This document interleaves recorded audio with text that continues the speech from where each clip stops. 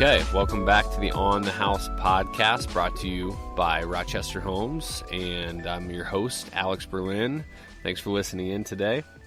We've got a unique segment today. I want to talk to everybody about an interest that we have here, and that's Habitat for Humanity. Normally I start this thing off with a little bit of industry updates or news or ongoings from the home building world. I don't have that many right now. I do have an interesting little tidbit that a banker I was talking to the other day left me with, and he said that there is a good chance, near 100%, that the Fed is going to roll back prime rates again. Now, I don't know if that's going to affect housing mortgage rates because they're already pretty good right now, especially compared to what they've been in the past. But I know that it couldn't hurt us, right? And right now we're seeing rates around like 3.9 on a 30-year fix, which is really good. So if you happen to follow the 28-36 rule, which states 28% of your annual gross income, that's pre-tax income, needs to go to mortgage, insurance on your house, property tax on your house and properties, etc. That's 28%. It's going to go to that. Okay? And then 36% is going to go to other debt payments. Student loan for all you millennials out there who couldn't pay for your own college, credit card bills, all that kind of stuff. That's what the 36 is. So 28-36 rule that America's genius investors say you should be spending on your housing. So let's think about like a combined household income of $75,000. Okay, that means you get $21,000 to spend on your home, your property taxes, your mortgage, your insurance as well. Excuse me. So that's about $1,750 a month. So let's go to a $250,000 home on a $50,000 piece of land. That mortgage is going to cost you $1,600 a month. $250,000 home on a $50,000 piece of land. So that's $300,000 mortgage. Unfortunately, I think the hard part for a lot of people is that conventional mortgage, it takes 20% down. So you had $60,000 down on a $300,000 loan, but you're only paying $1,600 a month, okay? So now if I want to build new, I want to build a brand new home. Let's say entry-level brand new homes are coming in at $120 a square foot now that we've got material price increases over the last couple of years, labor shortages across the country. So we're going to use the figure of $120 a square foot as entry-level. We're going to say $150 a square foot is a little less entry-level, a little bit more amenities to it, a little higher in build, okay? So that $1,600 a month gets you between a $1,600 at the $120 square foot cost, 1,600 square foot house. Excuse me, I said that wrong. A 1,600 square foot house would be at the $150 square foot mark, or a 2,000 square foot house at the $120 a square foot mark. So reasonable, totally reasonable, especially because of the rates. So if they get lowered even more, great. That means people can afford more square footage or maybe some more amenities. But again, the problem with that conventional loan system is that you've got to have $60,000 down in order to get that kicked off. And I know that the national conversation in housing right now is not nobody has that, but no young people have that. When are millennials going to enter the market? We're going to market towards millennial with virtual reality tour walkthroughs, and we're going to have all the newest colors and trends, but these young Americans can't afford housing because no one can afford to get a $60,000 down payment on a new construction home, and yet at the same time there's a shortage of pre-built homes out there. So what are we going to do? So I'm gonna segue here to my guest today. My guest is Andrew Roberts. He is the president of the Fulton County Habitat for Humanity, and I've got a special place in my heart for Habitat for Humanity because I started working with that organization in high school and have done so until today. And also, it's a very unique and interesting thing to me that we've got such a massive development in our country of habitat construction. And the company non-for-profit has blown up so big because we're looking for solutions for affordable housing, and it's only going to get it's only going to get to be a bigger problem, the lack of affordable housing in the U.S. So Habitat really piques my personal interest and the interest of a lot of people at Rochester Homes, which is why we've gotten involved in the way that we have. So, Andrew, welcome to the show. Hey, great to be here, Alex. Thanks for having me. Yeah, I appreciate you being on. So, Andrew, let's start off with just a quick overall view of what Habitat does. Let's, pretend like listeners have no idea. Give us the 10,000-foot view of what Habitat for Humanity is. All right, yeah, sure. So Habitat, it's 100% for affordable housing. So what we're looking to do is find families that are kind of at that cusp of a good renting family that just cannot make that leap into home ownership. And when you're talking about down payments and all that type of stuff, that is really our prime market. So what we're trying to find is a family that, they're paying their bills, they're paying their rent, they're on time, they're responsible, they have a decent job, but at the same time, they just cannot get out of that rent cycle. And a down payment to them just seems like a, kind of a Hail Mary. So, that's really who we try to target. And we're looking for, whether it's young or older families too. But usually it's a nucleus family that has some kids and everything else that we're trying to get them in a home that's, reliable. We're not a general contractor by any stretch. We get to pick out some finishes here and there, but for the most part, it's affordable, reliable housing. But here in Fulton County, we do all new home builds. There are some Habitat affiliates that actually do some renovation homes type of thing too, and some so I saw a stat areas. Yeah, I saw a stat on that actually. I was like, how many homes has Habitat built since 1976? I looked it up. It's about 22 million homes. Sure. Yep. And then I thought, okay, how many homes have they built this year? And I saw 2 million. And I was like, whoa, apparently 2018 was just a monster year for Habitat. I mean, 50 years of Habitat being around, and all of a sudden this year Habitat does 2 million, which would be 10%. I mean, that's outrageous. Sure. So I looked into that further because I didn't know that there were remodels going on. And it turns out that Habitat did more like 18,000 new individuals got into new housing. But the rest of that, the bulk of what they're doing now is remodels, which is really interesting. Right. Well, and you got to remember, too, it's a global organization. Mm-hmm. So globally, in some, third world countries and everything else, which is a big part of what Habitat does, the homes that are being built there are, more, very low level kind of, it's great for what they have, where they're at, but it's not anywhere near what we build here domestically in the United States, too. Sure. And each one of those houses, counts as a house as well. So. Sure. Okay, so talk to me about what, first let's start with, how does the family get selected? Okay, everyone in the world doesn't want to go have a giant down payment to get into their house loan, but not everyone qualifies for a Habitat loan. So start there. Well, okay, yeah. So there's income levels. So we're trying to help low income families. So if you make X amount of dollars, and I'm not going to say a number only because it's different per affiliate throughout the United States. So it's on a per county basis. TO, what's an affiliate? Oh, affiliate. Okay, yeah. So that's really what we call our chapter, or we're the Fulton County affiliate for Indiana. Okay.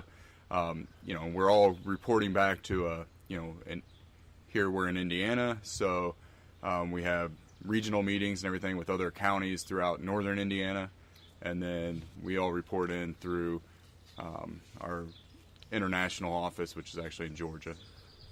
So, it's a very large nonprofit. So, okay, so an affiliate's in a branch, and you were talking about how people qualify to become a Habitat family. Yeah, so for our local affiliate, and this is really true for most affiliates, and we're a rural affiliate where we're not a major metropolitan area or anything else, but there's an application, and we want everybody that's even considering to actually apply.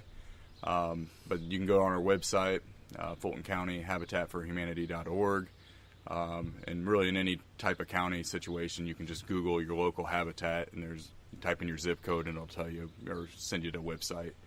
And then you fill out the application, mail it in, and at that point, that'll trigger us to actually start looking at your financials. You'll have to. I mean, there's a lot of stuff you have to provide with the application. So it's your employment history. We'll run credit history. There's as far as like background checks, everything else. I mean, it's got to check out too. So we're looking for a very positive family with, not a decent income, but someone that's been very responsible with their money up to this point. Okay, and so we've talked before with a mortgage professional, and we've gone over kind of on this podcast like different types of loans. So hopefully, if you've listened before, conventional loan is heavy down payment but great rates. VA, rural development loans, FHA loans are more of government subsidy loans. They're helping out a little bit more in the insurance loans so that you can have less of a down payment, not as great a rates. So talk to me about down payment level and rate level. Okay, so this is where it gets a little interesting because it's not typically anything that you're not dealing with a bank here. You're dealing with us as an organization. So your affiliate specifically. Yes. Okay. So, which is, I didn't know that. Yeah, we're 100% self-funded. So we hold the mortgage as an organization, and that is really our primary funding as well. So right now here in Fulton County, we've built 16 houses since our inception, and 12 of them are active paying mortgages. So they're paying us money every month, and we're servicing the loan ourselves. So with that, that's how we generate a lot of our funds month to month, but also it's an interest-free loan. So that's really what we offer to a family. There is no down payment. What we ask is for $1,000 of earnest money that, to show that they're gonna, that they're serious about being a Habitat family, and then that money can actually be spent on the home build process for, we consider it kind of a perk item. And this is our own local affiliate. It differs by affiliate. You kind of set those bylaws at your local level. So for us, it's $1,000 that the family has to put down, and whether they want, say, a dishwasher or something like that, that's what that money can go towards. Okay. Things that would be above and beyond the typical Habitat build. Right. The bare minimum. Yeah. Bare minimum affordable build. Right. And we don't, our houses, they don't come with a dishwasher. They do not come with a washer and dryer. So those are typically the appliance type of items that, most everybody would consider necessities at that time. So historically, that's what most families here locally have put that money towards. Sure. Okay. Really interesting. So in addition to having a good credit history, having a good financial management history maybe, right, and also being a potential, a family that's maybe been renting, paying their rent on time, looking for, Habitat has a word for this, and it's like they don't want to give a hand out, they want to give a hand up, right? Yep. Oh, yeah. That's okay. Really our main slogan. And yeah, what we're looking for is a family that, is willing to put in sweat equity is a big part of our piece too. So that's part of the contract with the family, that you're in for the long haul. You're going to work with us. You're going to put in a lot of man hours. And that also is how you, interact with our Habitat board and other people in the community. So there's community service hours that the family has to put towards a certain percentage. Prior to them even being eligible, right? Prior to groundbreaking, yeah. So They may be the selected family, and we may be working on another house at the time, but they can start getting their community service hours and then transition once we move into their house to actual sweat equity hours. Okay. And then what's the is there an ongoing requirement along with you've got to pay your mortgage? Do you also have to continue to put in hours? No. Once you've taken ownership of the house, you are officially the homeowner, and you're just paying us as a lender. Now, so you're not required to go keep working on your neighbor's house and your neighbor's house. No, you're not. But we've had a great history of homeowners that have come back and worked on houses post their house. That and it's great because some of our, like right now we have people on our Habitat board that are actually Habitat homeowners too. That sure. Just really fell in love with the program, and they want to get more involved. They want other families to have this same opportunity, and they feel like this was a great hand up for us.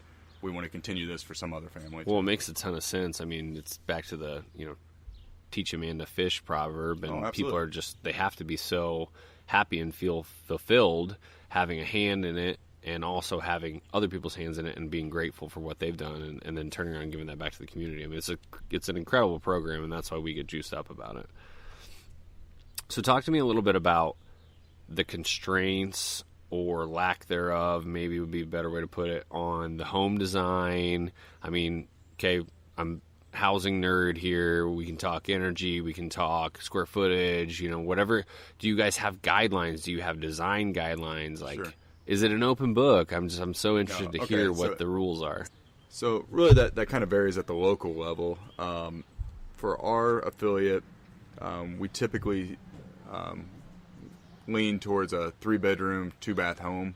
That's kind of your standard for a nucleus family. There are some exceptions we've made, and a couple times for a larger family, say 5 kids or something beyond, where we've done a 4-bedroom house. There are some stipulations from Habitat that each home has to have a front porch. And also we must provide a shed for storage. So there is no garage on any Habitat house. But we feel like, and it's just the right thing to do with, lawn mowers and everything else, that they had to have a shed out back too. So, beyond that, it's kind of wide open and depending on the affiliate and everything else. And I mean, we've done a lot of different floor plans, locally here in Rochester, but, the lot dictates a lot too, which I'm sure you deal with in your industry. It does to everybody. Yeah. Side note to anyone who's listening to this, who's thinking about building a home, the lot is the boss. It is the boss. The elevation of the lot, the slope of the lot, the soil condition of the lot is the boss. I have so many people who come to me and say, hey, how much are one of your homes? That cost could vary $100,000. That might be a little exaggeration, but it can vary greatly depending on the lot. Thank you for saying that. Back to your answer. I'm glad I could help out. Yeah, thanks.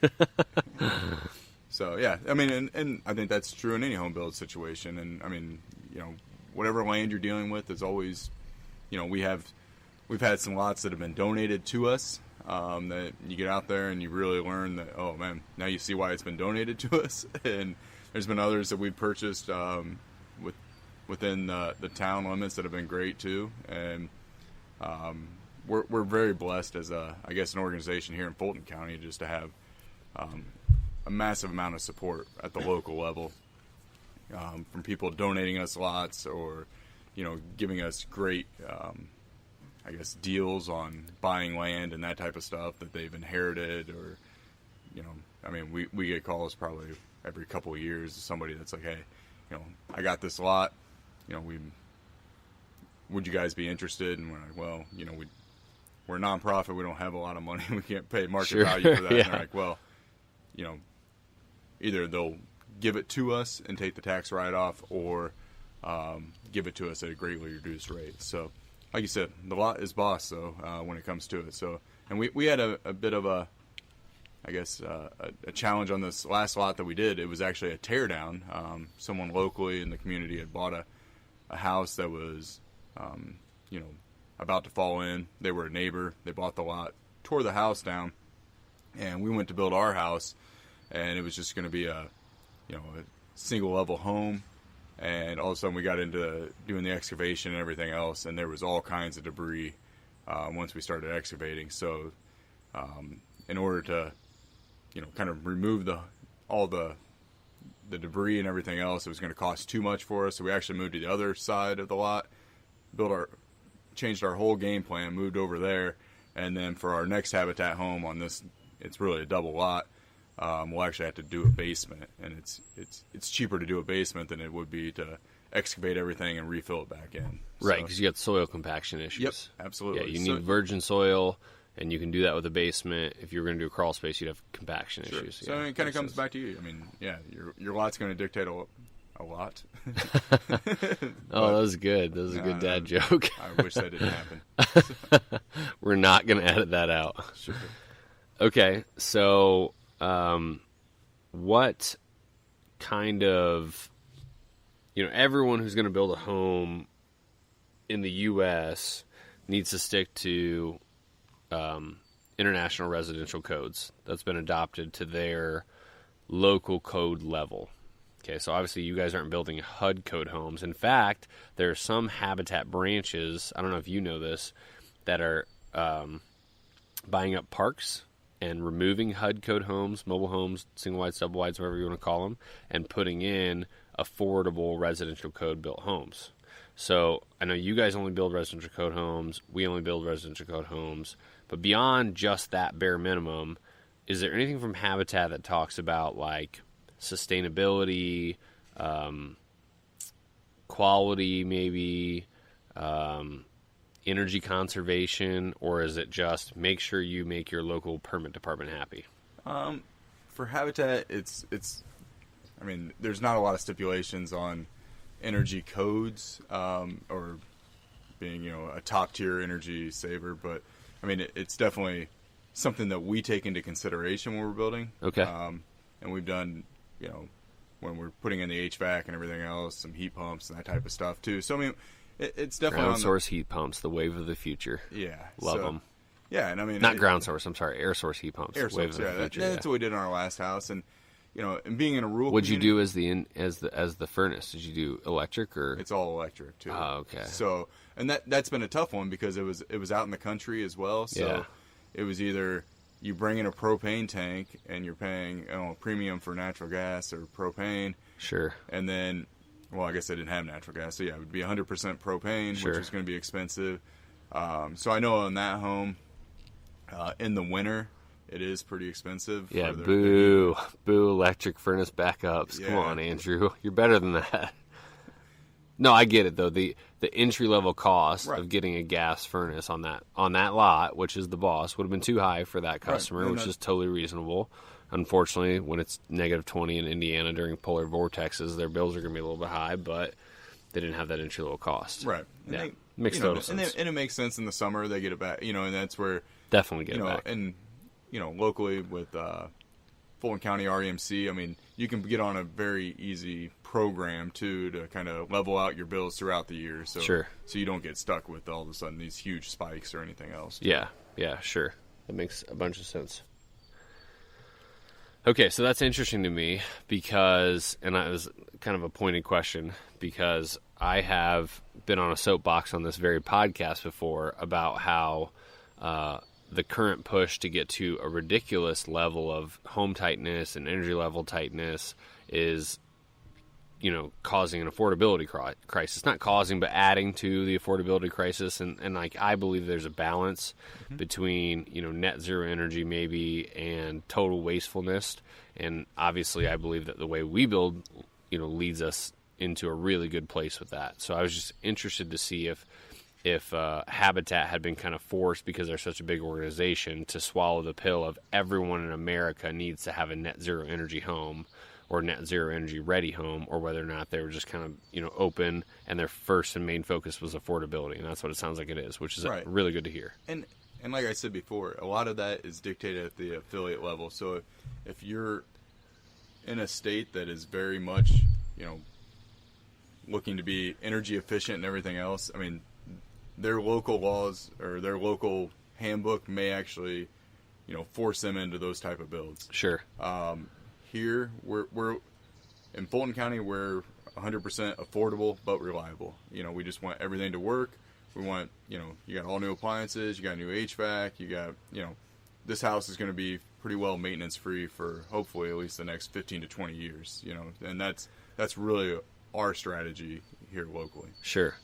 And let me be clear, I mean, I'm not hating on people who are interested in net zero energy. I think it's a great thing to want to save what you can of the environment and to put your money up front to save money later, return on investment, if you can afford it. But it's very expensive to do so. So my point in the soapbox I've been on before is we have an affordability crisis. Let's focus on building measures that'll help us tackle the affordability crisis and maybe put away some of the wants in the building codes, which have turned into needs that are, a little bit out of control in price. So I'm happy to hear that Habitat's kind of got their ladder leaning on the affordability wall and not so much on the trend wall maybe, or the ultra high energy efficiency wall, as it were. So interesting.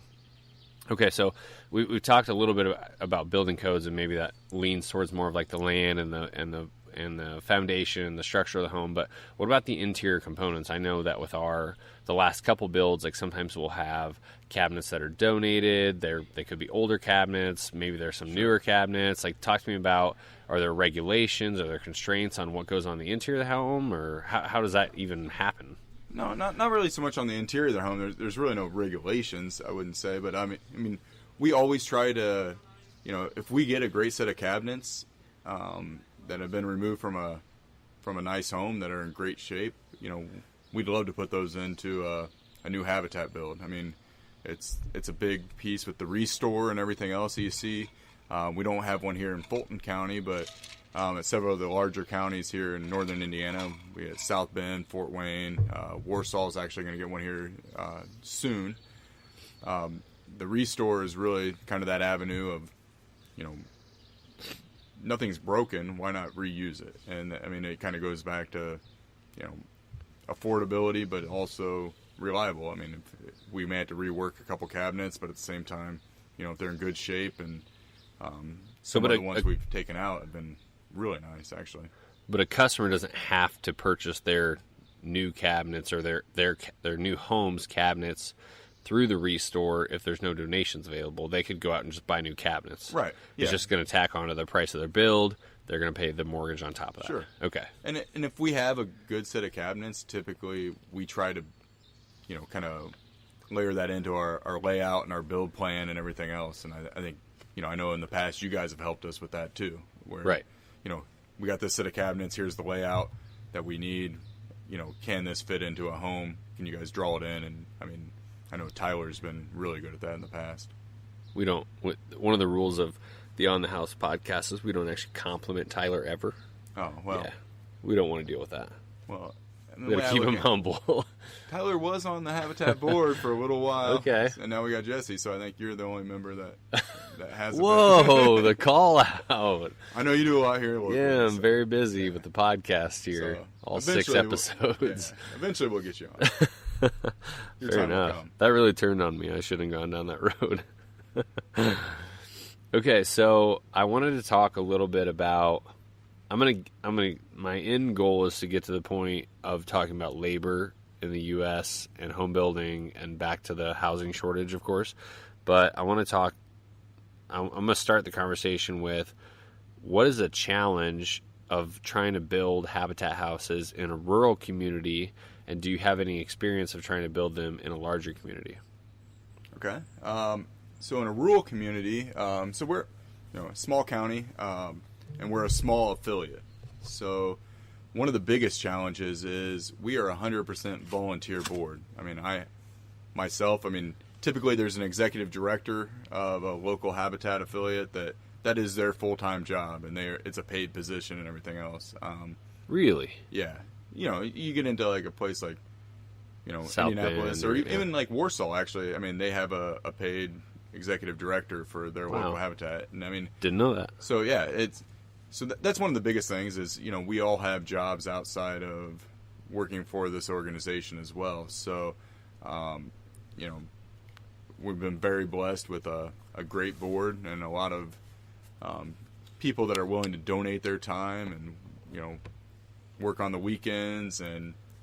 But at the same time, it also, it slows down our build process compared to a major affiliate. So, they're somewhere like South Bend or Fort Wayne, they may be having, 2 houses every like once a quarter, and they have multiple builds going on at the same time.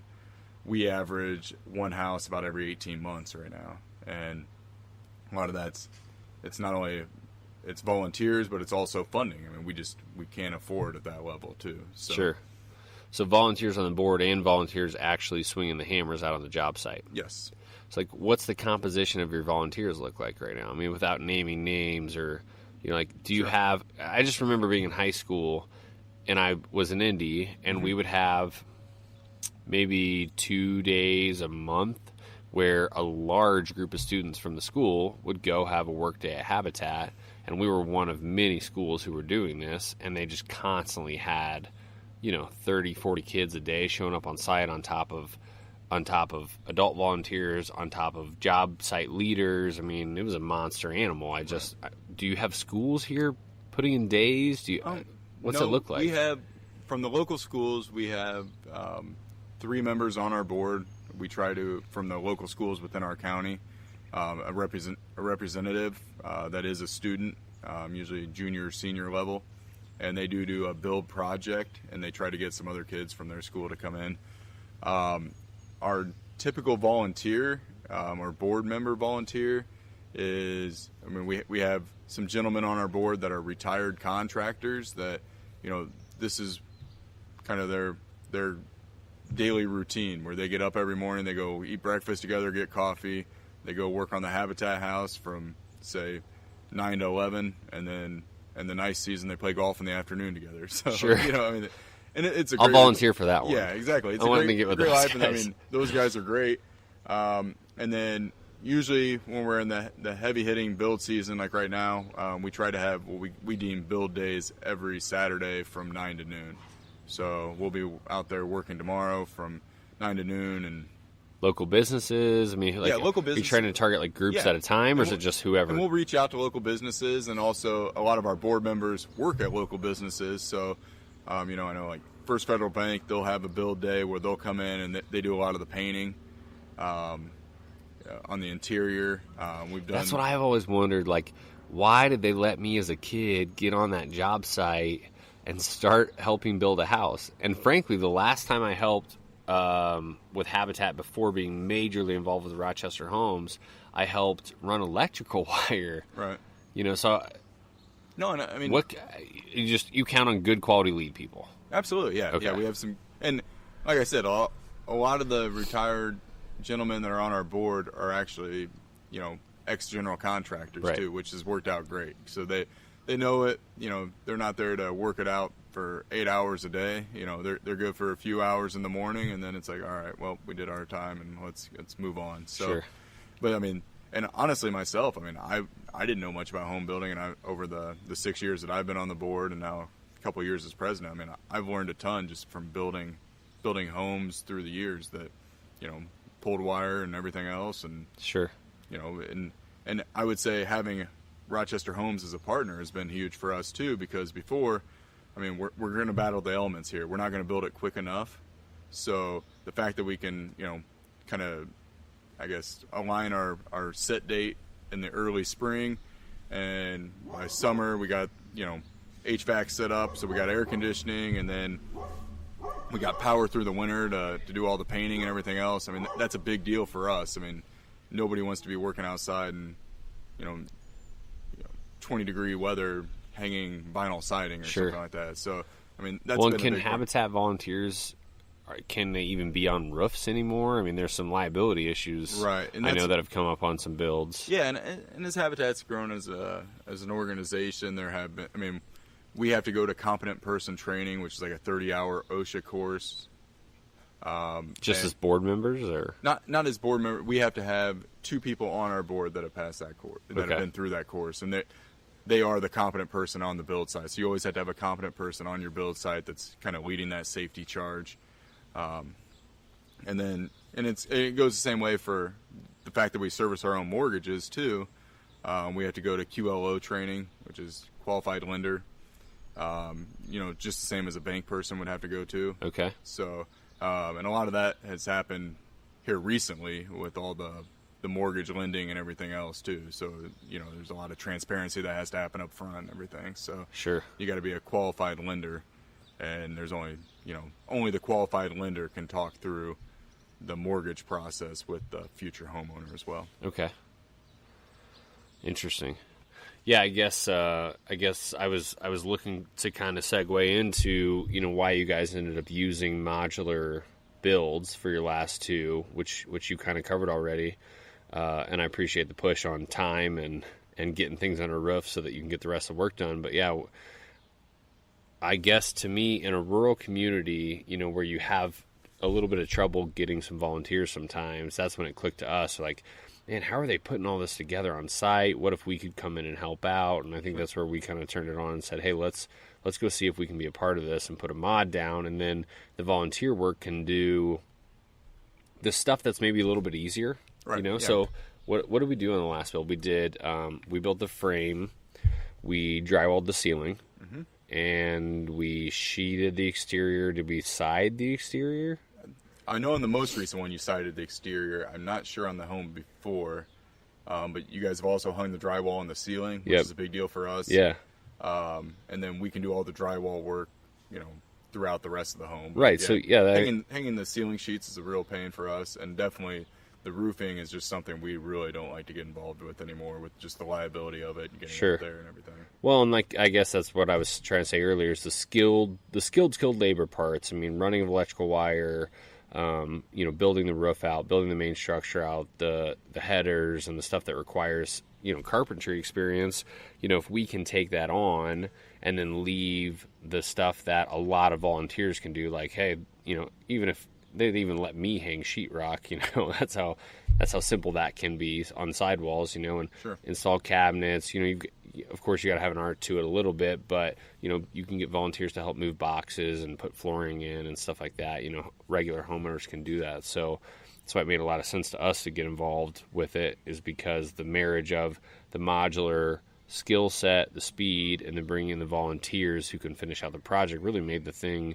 It kept it affordable, made it go quickly, and really gave the volunteers an opportunity to still be involved too. Which I've talked to some Habitat affiliates in bigger areas, specifically in South Bend area. They were getting ready to have the Carter build in, and they weren't sure how they were going to build that many houses that quickly. They had plenty of volunteers, but not enough direction from skilled people, and so they were talking about bringing in modulars to help kind of get the structure on the floor and do a lot like you guys did. But they had so many volunteers, they were worried we were going to honestly take too much away from them. Yeah. So it's been interesting to see Habitat branch out and kind of reach out to modular, and it's been an interesting little test we've done that's gone pretty well. So right. Well, I know as I go to some of the regional Habitat meetings too and talk through our relationship here in Fulton County with Rochester Homes, it has perked up a bunch of ears where people are like, well, what all are they doing for you? What's the benefits? And and everybody's really receptive to it, and they're like, man, they tell us that and we agree that we're very blessed to have you guys here in a local community that's trying to support us and, help us along as we, build more houses here locally. Sure. And honestly, not only are we interested in helping our local county, but we're interested in doing this test to see how we can continue to impact the affordable housing crisis in the country. And, if we can be a model that shows other Habitat affiliates that, we got to start thinking of systems building and modular, even if we omit half the stuff that the factory typically does. I typically prime the walls and hang the cabinets and hang the lights, but we omit that stuff and we let your volunteers get their hands on it, which makes a ton of sense because they're great labor and effective labor. And we find some middle ground and work together. It's worked out really well, and we want to continue to be a part of it. So is there anything that was like terribly different than a normal build when you did these last two? You did Rochester Home kind of shells, we call them in the factory, at least, because we're not doing full finish outs, but was there anything terribly different than the on-site stuff, or did you feel like it was all... if anything, it just got us into the interior much quicker. Typically, if it's by the time we do foundation work and all the framing and everything else, and historically here locally, we've always hired that out anyway. It would take too long for us to do that. So, on the last two homes, within 2 weeks, we were already in the inside, hanging sheetrock. So that was great for us. And it's been very nice kind of planning around the seasons and everything else too, and being able to set it early spring, know we got, a pretty good runway of build time ahead of us. So when we get into the colder weather, we're not going to be outside doing anything too. Sure, yeah. Make sure the volunteers can be as effective as they can be. Yeah, we love it. It's been a great partnership, and we're hoping we can speed up your timeline a little bit, maybe even start affecting Fulton County a little bit more and change that timeline from every 18 months to maybe get a every 12-month build going on. That'd be a lot of fun. Absolutely. Yeah, I know we enjoy it. So what about closing thoughts, closing pitch? Anything else you want to cover today? Yeah, I'd like to kind of leave everybody with 4 things to know about Habitat for Humanity. So I guess first and foremost, Habitat does not give away free homes. We get a lot of people, especially as you set up a booth here locally, it's like, I want a free home, and it's like, no, that is not what we are as an organization. Like you said before, it's a hand up, not a handout. You're gonna have to put in the time. You're gonna have to, show a good track record of, credit worthiness. I'm not saying your income can be low, but you're gonna have to be responsible and fiscally responsible with your money and everything else. I guess number 2, Jimmy Carter did not found Habitat for Humanity. It's a common misconception. Yeah, Those first 2 common misconceptions. Yeah, exactly. And and Jimmy Carter, God bless him. He's a great advocate for Habitat for Humanity. Still is. Absolutely. And but it was really founded by Millard and Linda Muller. And he's a successful businessman out of the Atlanta area. Self-made millionaire by the age of 29. Businessman and lawyer. And as he got, involved in the church and everything else, he decided, him and his wife both, that they were going to give up their wealth and refocus their lives on a Christian community in Southwest Georgia. And so they worked at an interracial farm there, trying to kind of, working with the people in that area. Just really gave up all their wealth. They actually spent some time then afterwards in Zaire. And after they came back, while they moved back to the farm, that's really where they had this whole mission of affordable housing and this idea of zero interest loans and being self-funded and everything else. And just a great family, great inspiration. No kidding, yeah. That would be, to have that vision and follow through with it, just like baffles my mind. Right. And what I've read too, they drafted pretty much the principles of Habitat in an evening over dinner one night. Really? It was just like, yeah, we're going to start this as an organization. They just went for it, and they started, getting donations there locally, sweat equity, and built their first home. And they're like, okay, now this guy's going to start, it was a 20-year note, interest-free, and that started funding the next home. And just continued there locally, and then decided, hey, we can make this a nonprofit at this point and continue this throughout the world. Right. That's what we've done. Can you imagine sitting at that dinner and they were probably like, this is silly, but let's write it down. This will never work, but, well, let's give it a shot. And now look at it. 22 million homes. I guess the third thing is you don't have to be handy to be a volunteer. There's a lot of folks that are like, we can't help on a build day. I don't know anything about building homes. Trust me, we will find something that you can do. Yeah, yards need raked. Yep. And mud needs cleaned off the floor decking. We're going to spend a lot of time tomorrow walking around the yard, picking up rocks. We got, prepping the lot and everything else for seeding. So that's a big part of it. We got to weed eat. We got to go around and, look for areas where screws are sticking out of drywall before we mud. There's a ton of stuff. So you don't have to be handy. Just get out there, help, and they will teach you how to, or give you some guidance on what you need to do at the build site. And potentially you're going to saddle up to somebody who doesn't know what they're doing, and you're going to learn a lifelong skill. Absolutely. Not like I expect everyone to become a carpenter, but like, hey, maybe now I can fix my own drywall patch, or, like I can take care of my vinyl siding on my house a little bit better. Like, this stuff's going to affect you because everyone ends up living in a home or a rental or whatever from time to time, and you're going to know a little bit more about what to do with yourself, hopefully. There's a laundry list of items I've learned just by helping out with Habitat houses over the year. Right. And I guess the last thing is you don't even have to build to be a volunteer. So we have a bunch of people in our committee that are, that help with affiliate development. So that's really the fundraising committee within our affiliate. You can be involved in family selection. There's also site selection. So, there's all kinds of committees that require zero build effort. So everybody thinks, if I'm on Habitat, I'm going to be building homes. And that's not really true. There's a lot to run this nonprofit that doesn't affect the build. We have one build committee, and that's what they focus on. Sure. But beyond that, everybody's got a skill set. And if you want to get involved, by all means, reach out to me personally, or, anywhere within your local affiliate, and just, put your name out there if you want to get involved with the organization. Sure. And it's a really awesome program. I really appreciate what you're doing for our county. taking on a volunteer organization that has such intricate depths in affecting our county and takes, I'm sure, a ton of your time. Thank you. It's an association that personally touches my heart and my interest level, obviously being a building nerd. So thanks for all you do. Thanks for coming on today and sharing some of your knowledge with us, and keep it going, man. You guys Great. are killing it. Oh, glad to be here. Thanks, Alex. Yep. Anybody who wants to give us feedback, feel free to email us, info@rochesterhomesinc.com. I would love to hear what you guys want to hear about. I would also love to know, any feedback or arguments you have about the different topics we have. Not everything that we say is set in stone or gold. Some of it's opinions, and I'd love to know what you guys are thinking out there. So email us, get a hold of us on, any of the shares that we have on Facebook or social media. And, of course, you can access and subscribe to this podcast on Spreaker, where we're hosted, or on iTunes or the Android app. There's all kinds of ways to get a hold of us, but reach out to us and interact with us because we love to have you follow along. Have a good day, everybody, and thanks for listening to On the House from Rochester Homes.